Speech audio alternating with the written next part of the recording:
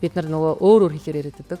Нэг нь төвлөрсөн төлөвлөгөөт эдийн засгийн үед ажиллаж исэн үйлдвэр ухаанууд байна. Нөгөөх нь одоо капиталист таны хэлгээр те нөгөө жинхэнэ хөрөнгө оруулагч нь ашиг орлого хийхийн тулд өвөөжөө бас ингээд мэдээж бүртгэхийн тулд явуулж байгаа одоо үйл ажиллагаанууд. Тэгэхээр эдгээр маань ядаж бид нар дотроо нэг хэлээр ойлгуулах хэрэгтэй байна.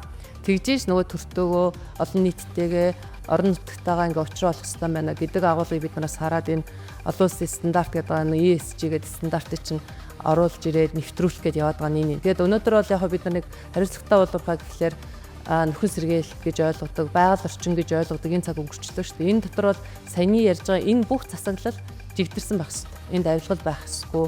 Энд яг жинхэнэ ур чадвараараа өрсөлдөж орох ёстой, үр ашигтай байх ёстой. Нөгөө байгаль орчин нийгмийн асуудлуудаа чухалчилдаг байх ёстой. Одоо яг нөгөө олон улсад чинь эзэдүүдийн буюу одоо хөрөнгө оруулагч хувьцаа эзэмшигчдийн одоо хүртдэг өгөөч чинь 10-аас 15% дээр хэлбэлцдэг гэсэн бол одоо энэ бүр ингээ буураад байгаа юм. 10 руу орж ийн, 11 руу орцсон.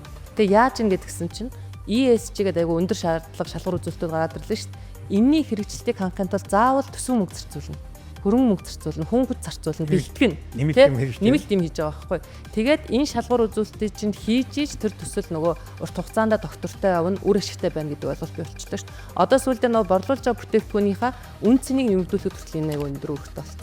Гэтэл манайд бол нөгөө төлөвний та хоёроо маань гэсэн ярьдаг ямар ч KPI үнэлдэггүй.